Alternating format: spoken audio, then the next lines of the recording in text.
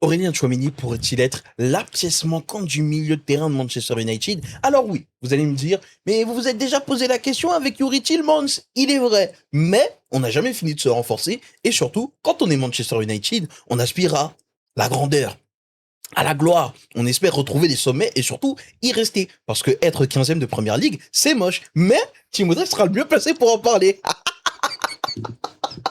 C'est pas le cas cette saison. Mais c'était pas On le a cas cette fini saison. troisième. Je on suis a fini mauvais saison. troisième. Mais à culpa. Mais il y a 2 saisons, c'était J'étais plus pas là, compliqué. j'étais pas là. Évidemment, bonjour à tous. Bienvenue sur PL Central, le carrefour du Big Six et de tous les hipsters de la première ligue. Évidemment, on est là aujourd'hui pour parler de l'intérêt autour d'Aurélien Tchouaméni, le milieu de terrain français du Real Madrid.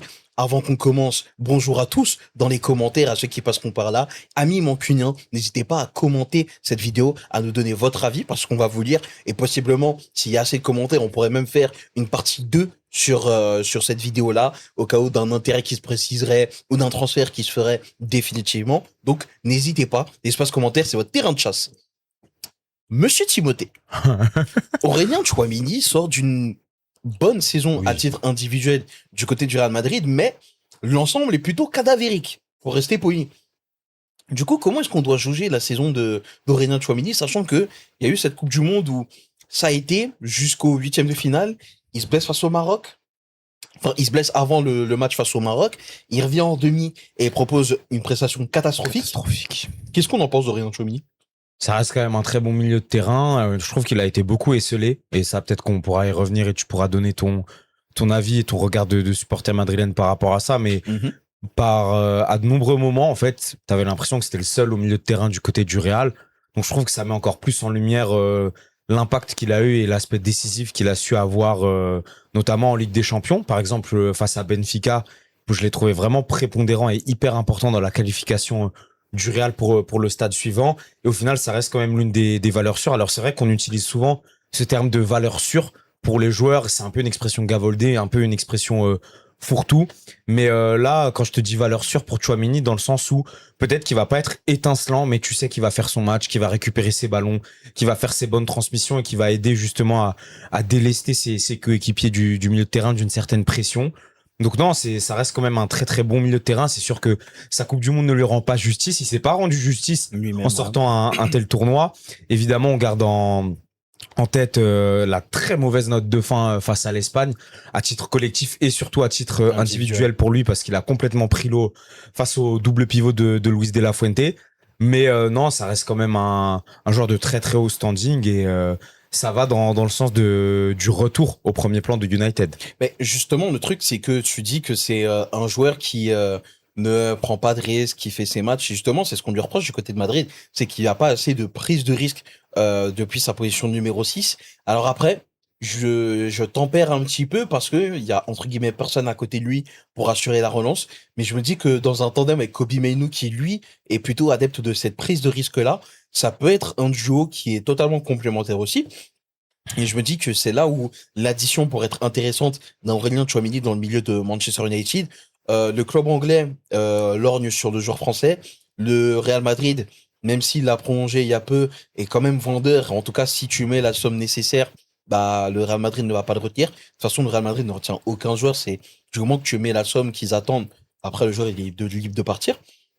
Donc au final, je me dis que Aurélien Tchouaméni, sur le papier, ça a tout d'un bon choix. Et surtout, il arrive avec un certain pédigré que beaucoup de joueurs n'ont pas du côté de Manchester United. C'est un champion d'Europe, c'est un finaliste de Coupe du Monde et c'est un demi-finaliste de Coupe du Monde aussi.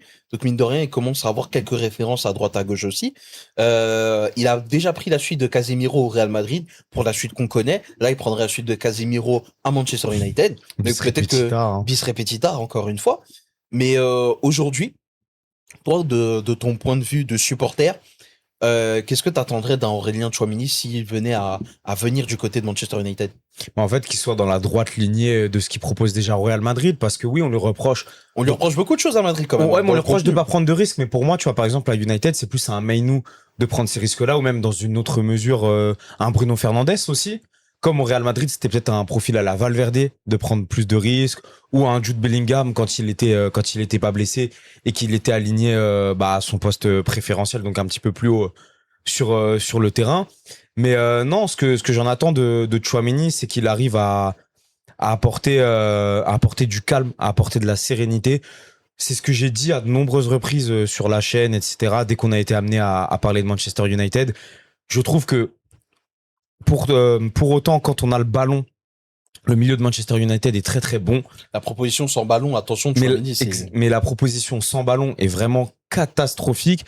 Et un Aurélien Tchouaméni qui est quand même capable de récupérer des ballons, qui est capable d'être une bonne première rampe de relance. Justement, ça peut être justement quelque chose qui nous aide, qui apporte beaucoup, parce que j'ai trouvé que Casemiro Mainoo, bah, tu sais à quel point je porte les deux joueurs dans mon cœur. Mais quand il s'agit de défendre, ça n'a pas toujours été l'assurance tout risque, on va dire. Tandis que là, avec un Aurélien Tchouaméni, avec peut-être un Manu Koné, si jamais il est amené à venir des profils comme ça, je serais davantage rassuré. Et puis encore une fois, comme on l'a évoqué pour Tielemans à l'époque, pour quand on a fait la vidéo sur Manu Koné aussi, ou même quand on a parlé d'André Santos, bah mine de rien, c'est toujours plus d'options qui te sont offertes quand t'es Michael Carrick. Et dans une saison où tu vas retrouver la Ligue des Champions, où tu vas aussi être plus attendu au tournant, où tu vas devoir te réaffirmer en tant que vrai gros en première ligue, avoir autant d'options, avoir autant de joueurs de haut niveau qui sont habitués de la Ligue des Champions, qui sont habitués à enchaîner, qui sont habitués à avoir justement des calendriers un petit peu surchargés entre guillemets comme ça, c'est toujours une bonne chose, parce que si tu arrives avec Tillmans, André Santos et Kobe Mainoo, parce que pour l'instant c'est les trois seuls milieux de terrain sur lesquels tu peux miser, même s'il fait jouer Fletcher Junior, le fils de Darren Fletcher, qui en plus joue un cran plus haut, en tout cas c'est comme ça qu'il a été aligné face à Wrexham. Bah t'es à poil, tout simplement, pour jouer 4 compétitions. C'est trop léger, parce qu'évidemment il y a Manuel Ugarte, mais on le rappelle, le milieu uruguayen. Ça ferait 5 joueurs pour 2 postes. Là ça ferait 5 joueurs pour 2 postes et ça serait une bonne option. Mais tu vois, t'as Ugarte qui est sur le carreau, parce que malheureusement pour lui il s'est fait les croisés. On lui souhaite un prompt rétablissement, mais on sait pas quand est-ce qu'il va revenir, comment est-ce qu'il va revenir. D'ailleurs, quand il était dispo, Carrick misait très très peu sur lui aussi. Donc là, potentiellement, t'as que 3 milieux. T'en aurais un quatrième avec Tchouaméni, peut-être un cinquième avec Koné. Je compte pas Fletcher, parce que pour l'instant, pour moi, il est trop jeune et il faut lui laisser le temps de grandir tranquillement sans lui mettre trop de pression sur les épaules. Donc oui, un profil, en termes de profil, t'as besoin de Tchouaméni, et aussi pour faire le nombre, parce que même si tu restes sur un double pivot, c'est toujours bien de doubler les postes. Justement, j'ai une question pour toi, et c'est la question abonnée, littéralement. Ça va devenir la rubrique sur PL Central. Ah non, mais vraiment, hein, totalement, c'est assumé. À l'ère du football où tous les joueurs sont complets, est-ce que justement, le fait que Kobe Mainoo soit sur le papier complémentaire avec Aurélien Tchouaméni, ce serait pas le début d'un renouveau dans le football et le retour des duos des joueurs qui sont pas complets, mais qui se complètent super bien? Je vous laisse en débattre en commentaire. Je te pose également la question, Timothée. Est-ce que justement, le fait que la proposition avec ballon de Tchouaméni aujourd'hui soit décevante, mais que sans ballon, il soit très utile, c'est pas ce qu'il fallait justement pour accompagner un Kobe Mainoo, sachant que il est plus âgé, Tchouaméni, il a plus d'expérience aussi du haut niveau. Est-ce que c'est pas le profil pile poil qu'il fallait pour accompagner Kobe Mainoo? Si, parce que ça t'apporterait de la complémentarité. Et la complémentarité, c'est peut-être encore plus fort que la qualité intrinsèque, individuelle de chaque joueur qui compose ta charnière centrale, ton milieu de terrain, ton attaque. On l'a bien vu avec l'équipe de France, par exemple. Ouais. Évidemment que aucune attaque ne peut rivaliser avec Mbappé, Dembélé, Olysée. C'est impossible. Il y a aucun trio offensif qui est meilleur que ces trois-là. Mais tu regardes, et ça a été le cas notamment, par exemple, face à l'Espagne en demi, une attaque avec Oyarzabal, avec un Yamal diminué et avec un Alex Baena, et un Dani Olmo. Bah, c'est plus fort. Pourquoi? Parce qu'il y a de la complémentarité, parce qu'il y a une alchimie, parce qu'il y a il y a un vrai partage, en fait, des tâches entre les quatre joueurs que je t'ai cités, mais il y a plein d'autres exemples. Et c'est ça, en fait, qu'on recherche aussi du côté d'United, de la complémentarité. Est-ce que, mais là, du coup, tu vois, là, je me fais une réflexion par rapport à ce que tu es en train de dire et par rapport à ce que tu as dit aussi tout à l'heure. C'est que, avec possiblement Manu Koné et Tchouaméni, t'aurais Koné, Tchouaméni, Tillmans, Mainoo, Ugarte, il est sur la touche, du coup, et Bruno Guimaraes, et Bruno Fernandes, pardon. Ouais. C'était. Bon, j'aimerais bien Guimaraes, mais bah, oui, Guimaraes aussi, tu craches pas dessus. Il va aller à Londres, de toute façon. Mais du coup, moi, la question que je me pose, c'est que finalement, t'as beaucoup densifié cette partie du milieu de terrain. Mais est-ce qu'il y a une doublure à Bruno Fernandes? Parce que ça reste sa pièce maîtresse. Il y a des moments où il aura besoin de souffler. Là, je pense que t'es plutôt OP. Si en tout cas, toutes les pistes se font, t'es plutôt OP à mon sens. Mais j'ai deux questions. C'est, est-ce que t'as une doublure de qualité à Bruno Fernandes? Et aussi, est-ce qu'à un moment donné, United ne sera pas confronté au choix du Français entre soit Koné, soit Tchouaméni? C'est possible. Pour répondre à ta question par rapport à être confronté à faire un choix entre les deux internationaux français, c'est sûr que je pense que la question va se poser parce que Koné, s'il apprend que Tchouaméni est aux portes d'Old Trafford, il va leur dire ouais mais les gars, là c'est peut-être pas les garanties que vous m'aviez proposées quand on a entamé les négociations et pareil pour Tchouaméni parce que la rumeur Tchouaméni, là on en reparle avec pas mal d'insistance parce que ça a refait surface notamment chez certains tabloïds anglais il y a quelques heures, quelques jours. Mais la rumeur elle existe depuis plusieurs mois, même avant l'embrouille avant le mondial pardon, avant même l'embrouille entre Tchouaméni et Valverde, la bagarre qui a éclaté dans les vestiaires. Ouais. C'est un profil qui a toujours plu du côté d'Old Trafford. Donc c'est sûr que ça rebattrait pas mal de cartes non plus. Moi j'espère qu'on fasse les deux. Hein. Oui, autant être gourmand, frère. Ah, t'as mangé, tu veux manger encore? Je remange, frère. Ça y est, tranquille. Mais non, plus sérieusement, donc oui, je pense qu'il va falloir faire un choix dans tous les cas. Et par rapport à la première partie de ta question qui est sur la concurrence que tu peux apporter à Bruno Fernandes. Ou une bonne doublure. Tu comptes sur Fletcher du coup? Fletcher pour moi c'est trop juste. Et puis il est aussi capable de jouer un cran plus bas comme il l'a déjà fait lors de certaines rencontres. Mais je te dirais, pourquoi pas miser sur un Mateusz Cunha en 10 du coup? En 10, en soutien de l'attaquant, un peu plus électron libre, à l'image de ce qu'il faisait un peu du côté de Wolverhampton, avec un Strand Larsen autour duquel il tournait un petit peu. Pourquoi pas, même si Bruno Fernandes, je pense que dans l'esprit de Michael Carrick, ça reste quand même le titulaire en puissance et peut-être même le premier nom qu'il met systématiquement sur chaque feuille de match. C'est ton capitaine aussi.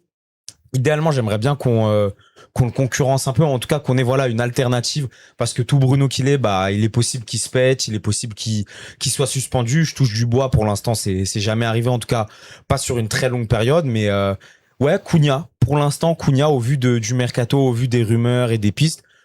Essayer Cunha en soutien de Šeško, pourquoi pas essayer une mue tactique sur certaines rencontres, ça me paraît pas impensable.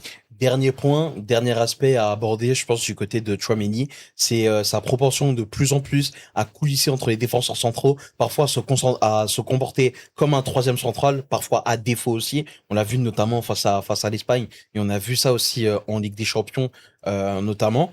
Est-ce que du coup, pour toi, c'est un vrai problème ou bien c'est aussi un besoin que tu as identifié du côté d'United où tu te disais, dans notre double pivot, on protégeait pas assez notre charnière centrale. Là, peut-être qu'on fait le pari ou le choix d'aller à l'encontre de ça en se disant, peut-être qu'il sera un peu trop à côté des centraux, mais c'est que si j'ai une contre-attaque, il y a une ligne de 3 derrière, tu vois. De toute façon, United, c'est une équipe où les joueurs sont quand même assez polyvalents et t'as beaucoup de mouvements, de permutations aussi. Tu l'as beaucoup vu en attaque où des fois Mbeumo occupait l'axe, Amad se déportait sur la gauche. Il y a eu beaucoup de joueurs qui ont interverti comme ça leur position, notamment offensivement parlant.